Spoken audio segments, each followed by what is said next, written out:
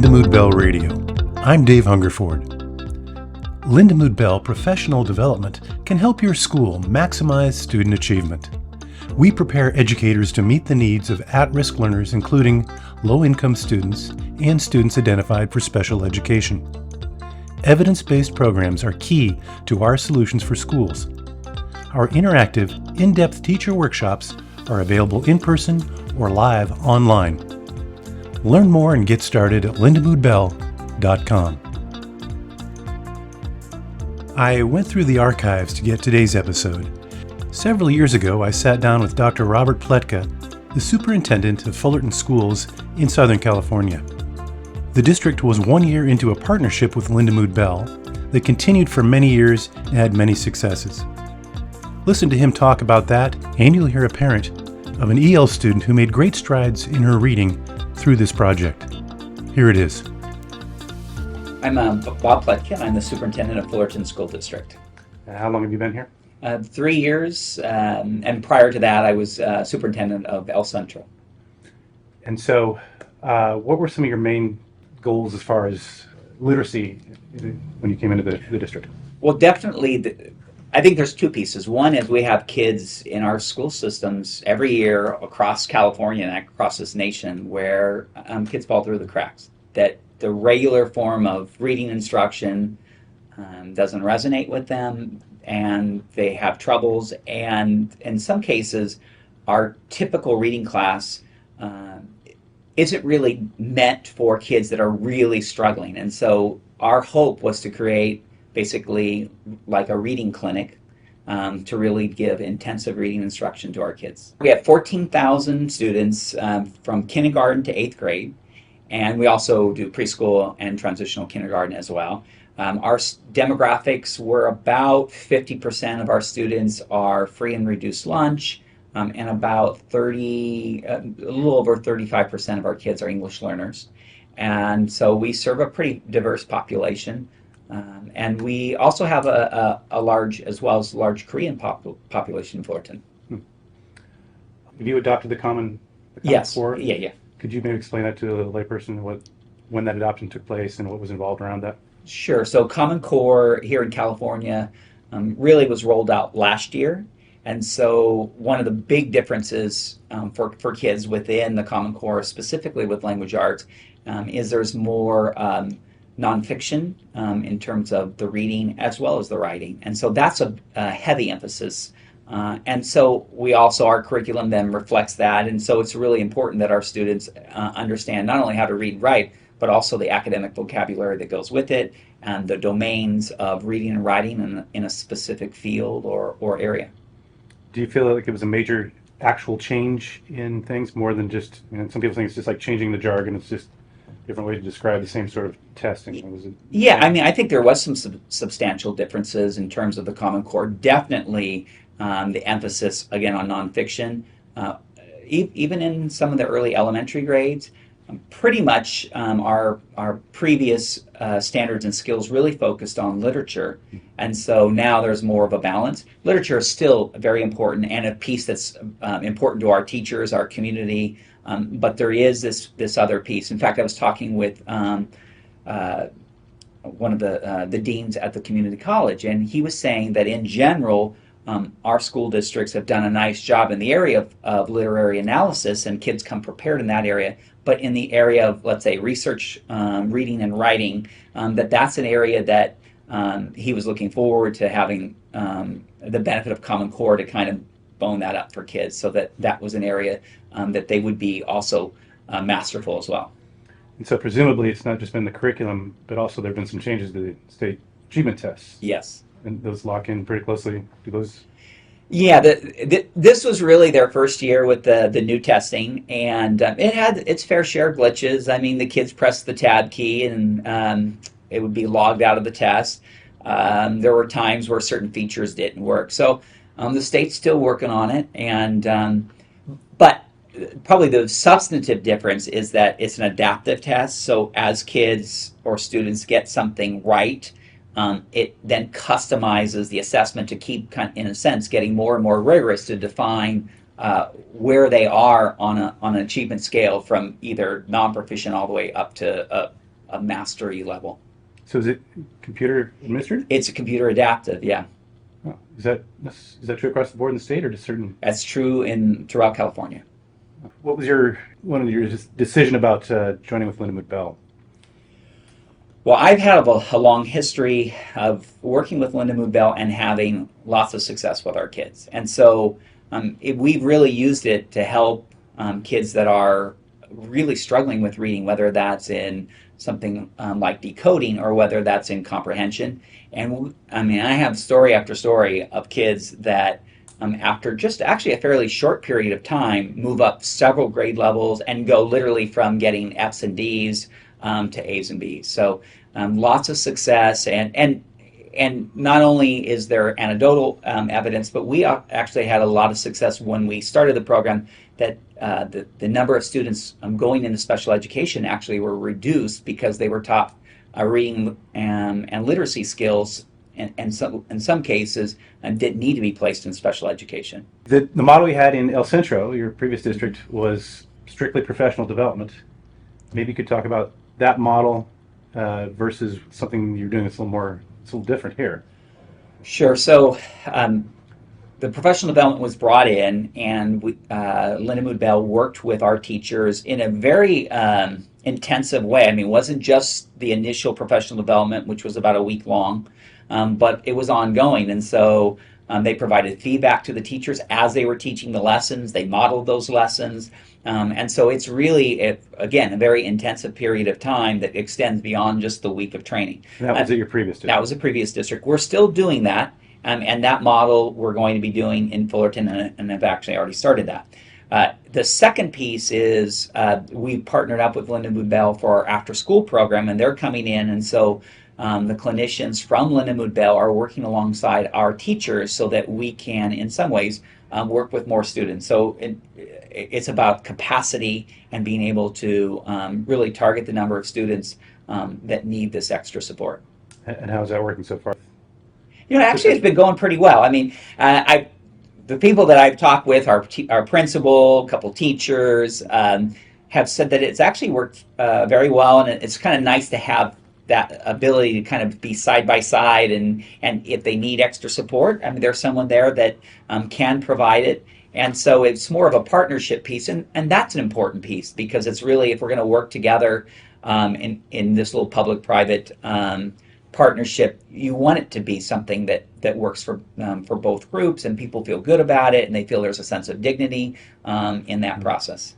What would you say that the Lindamood-Bell clinicians bring to the table, and what do the teachers bring to the table, and how do those vary? I think in both cases you have clinicians for Lindamood-Bell that have been taught specific strategies that are effective, that work, and you have teachers that have been taught effective strategies that work. But I think the thing that Lindamood-Bell brings in is an extra expertise with students that are either not just at risk, but really are having tremendous trouble decoding or comprehending. And so there's some students have processing disorders, and so the Lindamood-Bell really helps those students, and so I think there's an expertise.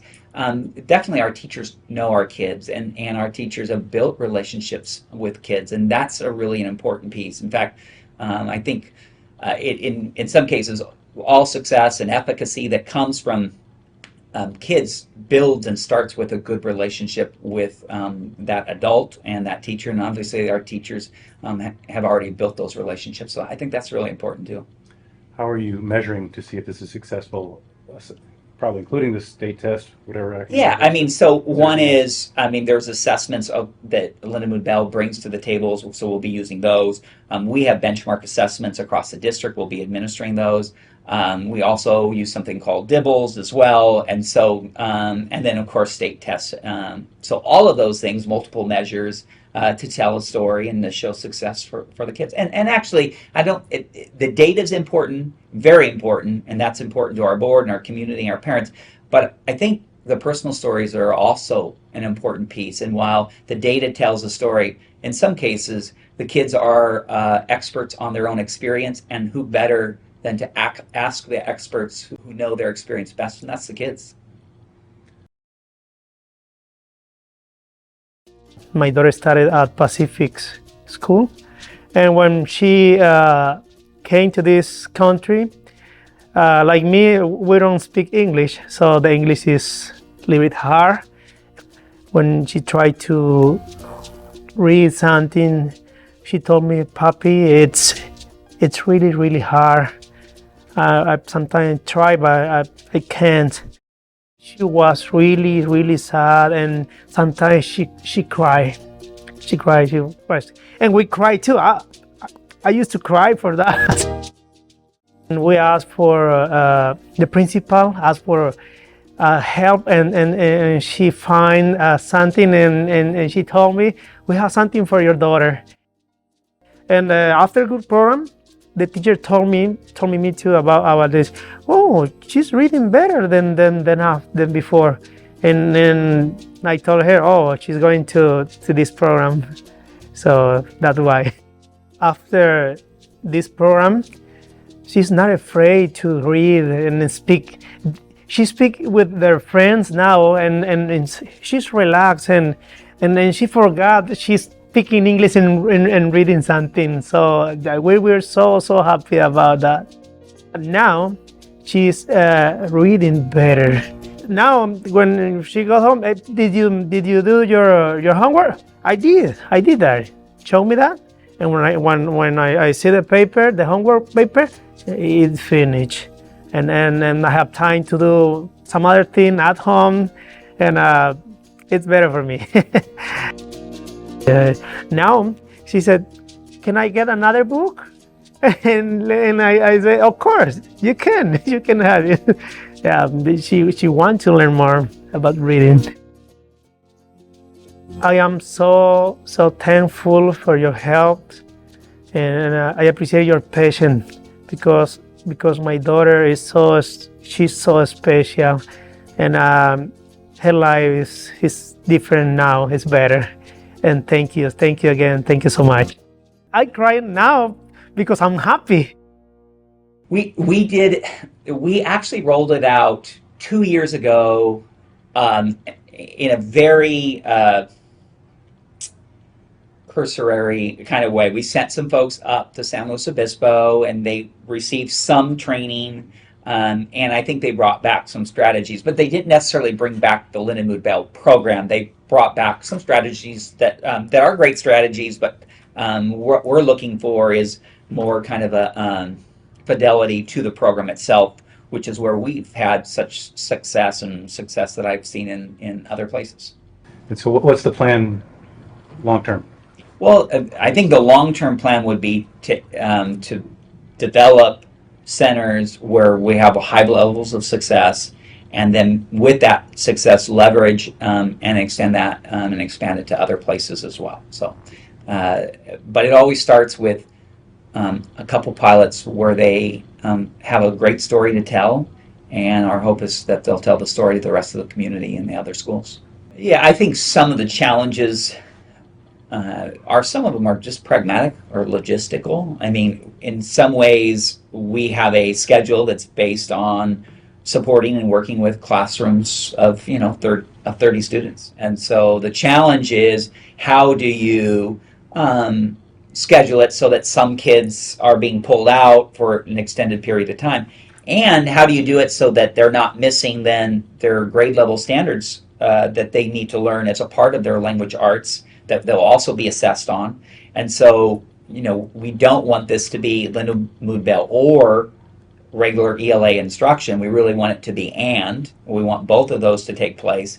And so then it's working in then all the curriculum and all the subjects that we need to teach. And so in the end, all of those can be worked out, but it is a challenge, and it needs to be done with some intentionality. Is it addressing some English learners or English language Sure. learners? So, we're targeting definitely our at-risk students, which include our English learners and include students of low socioeconomic, and we also include, again, other at-risk students. So we have 3 comprehensive junior highs, and we have 2 kindergarten through 8th grade, and then the rest are elementaries, K6s, kindergarten through 6th grade. Oh, so you don't have high schools aren't part of your No, district? a high school is a separate district. Oh.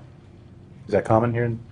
No, it's actually I think unified is more typical, but it's there's districts throughout Southern California that have broken it up, but I think it is more common to have the unified.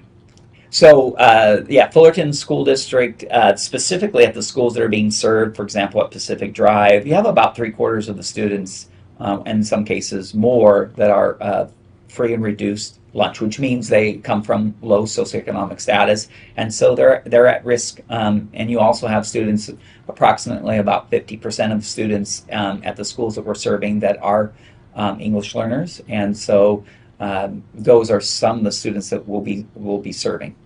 This is my third district that I've worked with Lindamood-Bell, and everybody that I've worked with, and I've worked with probably 30, 40, 50 different Lindamood-Bell employees, highly professional, highly trained, and as a result of that have seen great successes. So I think that's one of the pieces for me. It's always about the people. It is always about the teachers, and so Lindamood-Bell has got that right. They have seem to have a knack for choosing the right people, and because of that are highly successful. That's good to hear. I'm really looking forward to the stories this year. I have that one story of Wilson Junior High where the kids came in pre-primer, Right. and when they left, they were reading. Left. 1 year later, they were reading at a 4th grade level, and so they were two brothers. They were highly mobile, in and out of schools their whole lives. They came in. They had the one brother had got basically all D's or all F's, and at the end, really the second semester, he had A's and B's. I mean, it was pretty like life altering. Truly life altering. It changed the course of those kids' lives. Well, I remember, I think the elementary schools there, like 1 or 2 of the schools had stuff that, just looking at the numbers, it's like, wait, that's their average? Yeah. Like through the roof. Yeah. On some stuff. We dropped, in terms of referrals to special ed, I think it's either like 20, 22, 23%. That's huge. Thanks. Hey, it was good seeing you again. And thank you for listening.